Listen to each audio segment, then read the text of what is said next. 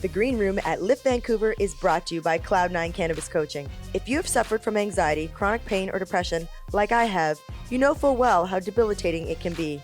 Brady Sparrow, founder of Cloud9 Coaching, specializes in microdosing cannabis to help her clients lead more balanced lives. Whether you've been using cannabis your entire adult life or just now learning about this incredible plant, Brady's simple microdosing guide will help you find the perfect balance in just 1 month. Brady is about to host her first 30-day challenge called Find Your Cloud9 in 30 Dope Days. I'm doing it and you should too. So why not go over to cloud9coaching.com and join us. Be sure to use coupon code Jackie, JACQUI, for a special Green Room discount. What's going on, everybody? It's Les from Cannabis.Wiki. We are here at Lift&Co's 2.0 Cannabis Business Conference and Expo. I have the president of CFAM, Gerald Major. Yeah. I've got our cannabis social influencer, Jackie Childs. Hey, guys. And our special guest, Mr. Laurie. Hello. How are you, sir? Lawyer. Welcome. Robert. What do we call you? You can call me whatever you like. You can call me whatever Rob's you like. cool, but this is the thing. There's many bright personalities in this space, but very few shine as bright as Miss Jackie. Well said. Yeah. Well said. Very honored to be here with this crew, and Welcome you. to the Green Thank Room. you. Thank you for sharing space and time with us. I'm really it's an excited. honor and a pleasure. So what are we going to talk about today? You tell us what's exciting, what's new, what's going on. You're at Lift&Co. What are you here for? Well, as you know, I work in the cannabis space as a lawyer, so Yep. of course coming to the Lift event is just great for any number of reasons, but the real reason I come is like to hang out. Yeah. You know, like It's- business and pleasure is fairly fine to draw on the difference. Right. So Right. again, it's just able to come out and see what's happening and the changes and get vibe from how everyone's been doing, because the last year has not been Not the easy. easiest, but if you're still Up and down. if you're still standing on Right. your own 2 feet and surviving, then that's thriving in this space. So Right. True it's enough. cool to see the other survivors and thrivers. I guess that's what I'm here. We're all survivors. Survive and thrive. Yeah. What's a case or what's something you've worked on recently that's like you're just only in cannabis? Well, nice one. the test case was probably the biggest cannabis work, with representing about 40% of the black market dispensaries in Vancouver and suing the BC federal and the municipal government. Okay. That was pretty huge, but though of course that decision came down December 10th, it wasn't in our favor. And so subsequently, actually, I've been broadening my net a little further than cannabis. Okay. Including psychedelics. Good for you. The next big wave, Yes. plant medicine. I'm a mushroom microdoser. Now, is that a risky move? No, not at all, No. because of the, I guess all the cripping I did in cannabis got me an addition and a board advisory role with MAPS Canada, which is the Multidisciplinary Association of Psychedelic Studies. Okay. So for me, weed's kind of been the weed warm-up to get ready for the new psychedelic Weed renaissance. warm For up. me, That's what coming we've out been publicly in. about cannabis has sort of been my warm-up to tell about Yeah. how immersed I am in the psychedelics and using microdosing for a long time. And so why I wasn't at Lift this time last year, I was in South America with Dr. Dennis McKenna, Oh, learning okay. firsthand from the master about ayahuasca. Okay. And that, along with being a board advisor to MAPS and again, doing some fairly cutting edge stuff in the space, it's been great. I mean, I can let you in a little bit of a secret. Let us in on a little bit of a We secret. won't tell anyone. It's the green room. We won't tell anyone. I'm writing the first, what we believe to be the first legal opinion on ibogaine for the TSX venture exchange. And Oh. ibogaine, of course, What does is that mean? English, please. Explain. So ibogaine is effectively from a West African bark. It's a natural plant medicine that is used effectively to kick people from opioids. Right. Wow. The difference is that if it's not done, again, under medical supervision, Right. it's the only psychedelic where it can cause heart failure. And so mandatory supervisory. So yeah, I mean, cannabis was fun, but I like a little more risk. I Yeah. guess. So, So this Risk is reward. very good for you or heart failure. but this is the thing. Just like anything, that there's a right way and a wrong way. in Right. moderation. With cannabis, I think we're a little bit overly regulated, too regulated for what Right. it is at the This end is of the coming day. from a lawyer. But I little think this tight. is the right amount of regulation, like what with LPs, with vaults, and the security. Okay. Certainly for Right. psychedelics. So Right? yeah. So again, I think we're seeing this is the weed warm up, and Okay. it's leading into the new frontier where a lot of what we've been learning in cannabis is setting the foundation for the psychedelics. Okay, can you tell us about your ayahuasca trip for a second? What you can share? I love hearing about ayahuasca Well, stories. I will do Your my slight best. experience with ayahuasca. So I am known to be reactive. Okay. I can be known to be a hair trigger sometimes. Me too. And what I learned was the vision effectively. I was on a rough river, black water. Okay. And by the end of it, the waters were calm and clear. And what Mother Ayahuasca taught me there was, you don't have to react immediately. When you're on the rough rivers and it's chaotic, it's better to wait until your mind is calm and clear like the water. So that for me was like empowering. It's like I don't just have to respond.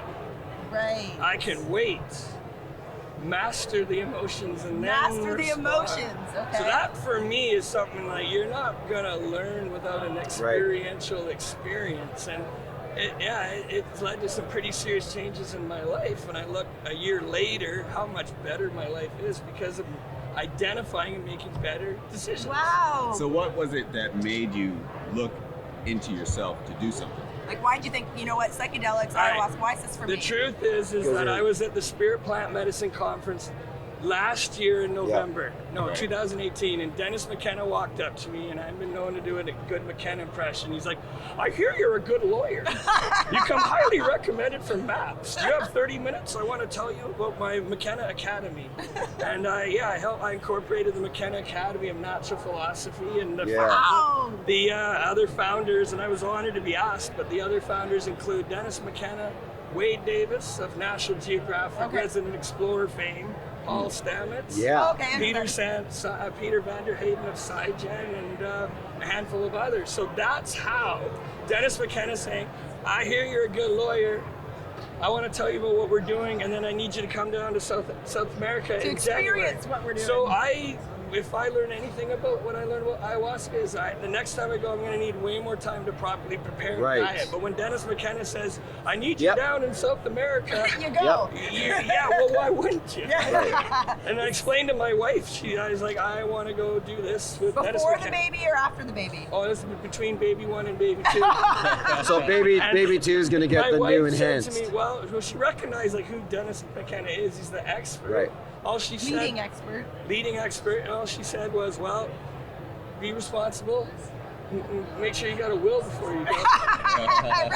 Get us the will. We have to introduce our wives.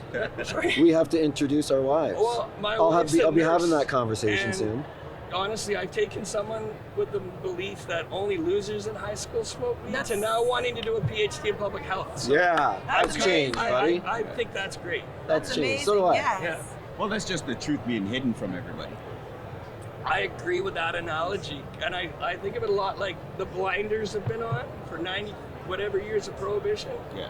But for a lot of folks like us that know the game and the angles on both sides of the fence, we get it. But the masses, it's just like now the blinders have been lifted. Right. And what they think is Hershey's chocolate is really Baker's chocolate. Right. They wouldn't know what the hell a Belgian is if it came up with vitamin B. So this is why the disconnect in the market. So I don't know, I want to see people spend money on good quality product instead of overpriced hay, and unfortunately that's what legal 1.0 is kind of amounted to. I think it's pretty amazing. He's a lawyer, he's a husband, he's a father, and he's talking about psychedelics, and he's talking about it as medicine and changing the world, and that normalizing and ending the stigma. It's pretty amazing. Well, you guys, like what Gerald does and what CFAM does and like what our community, and you're in our community, is like, I think what we all do is we kind of embody the Greenpeace tradition of bearing witness, which is from the Quaker tradition, which is, hey, we all go, we bear witness, we're authentic with our experience, and then we come back and we present it. Right. I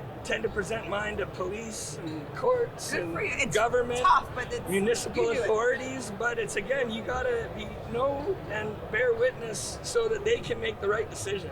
And I think we all got to step that up. Because the government isn't going to figure it out. In fact, during the test case, we brought up the leading terp expert from Houston, Texas, to talk about terpene profiles, right? How important that is with respect to patients, medical patients, being able to, basically handpick their medicine. Right. The Chief Justice of the Supreme Court of British Columbia, Mr. Christopher Hinkson, interrupted our expert and basically said, "What's a terpene?" So, like that just is a clear example of how a So- level of our government doesn't have it really not enough. attached. Something. And look, Yeah, and that's not his fault, but Right. that's what we're why. up against. So we both have the same objective when we come to these meetings. Yours is to hang out and chill, and that is mine. But we don't get a lot of time to do that at every time. We have to make time today. You're high functioning. That's why you're going cannabis, all these different things. You're in search of optimal, right? And that's where you are, my friend. So keep doing what you do, man. You've done a lot for people that Thank you. have been, what the word is, silenced by this, right? You've done so much work for them. Keep doing it, buddy. And I can't wait to see you in 5 years. What's your hope for 2020? What's your what are you hopeful, most exciting about? What's coming your way this year? Psychedelics. Plant-based med. Well, I like to look at it this way. Because of the personal changes I've made because of cannabis and psychedelics, well, I feel I'm better equipped to deal with whatever comes. Yep. Mm. And so for me, that's exciting. Yeah, right? very. Like that you are in a position where you can just tune in and let it all happen. You're not just a crabby lawyer. Dude, he's the best, man. This guy's the shit. I'm less crabby. He crawls into the places people don't want to go. What you've shown today is that you're willing to listen to both sides. It's good that The you're legal really side, part the of municipal the side, community. and the community He's side. really Because part of it. You've I taken don't know in if the you know experience. this, but it's a little tidbit. Well, it's actually how I got interested in weed in the first place. My younger brother's best friend in junior high was basically Seth Rogen's dealer for 7.5 years. So the character wow. Saul in Pineapple Express is really based on a guy named John Carr who lived at 16th and Dunbar. And I can prove that there's some merit to this. In Pineapple Express, they go, "Who are you guys?" And they go, "We're Santiago and Dunbar." John lived at 16th and Dunbar. And John's Catholic. We went to BC Irish Catholic school. Seth Rogen went to the Jewish school, Talmud Torah. What would he know about the Catholic parable, footprints in the sand, which is clearly on the wall when you get buzzed into the apartment? Right. He'd get stoned and talk to John all about what is this footprints in the sand thing. So for me, having younger brothers, friends doing this stuff, it inspired me to want to go to law school. And after UBC, Oxford University opened up. So I don't know. It's kind of like a journeyman, big brother getting his little brother out of trouble, which is kind of how it all started. Plug the firm. Plug the firm, Adlucent Law Corporation. That's my firm. Adlucent effectively means to the light. And when you meet a client, usually in the start, it's like they're in a state of darkness. And through the provision of law, logic, and reason, we move toward enlightenment. I like it. So law, logic, and reason. How do we Quickly, 30 seconds. Opioid crisis on the streets in Vancouver. sorry, repeat that. Opioid crisis in the streets of Vancouver. Just Right on, 30 yeah. seconds on your personal views of it. Knowing what you know. Look, the reason we have dispensaries was because of the traditions that we have in this province, going back to the Insight case, safe injection sites. So I think psychedelics and plant-based medicines are just another extension of safe injection sites, dispensaries, and now effectively getting people off these terrible opioids. And yeah, I mean, look, So that's not logical. The beautiful thing about an ugly place like the downtown east side, it's effectively out of that crucible that we will get solutions. Right.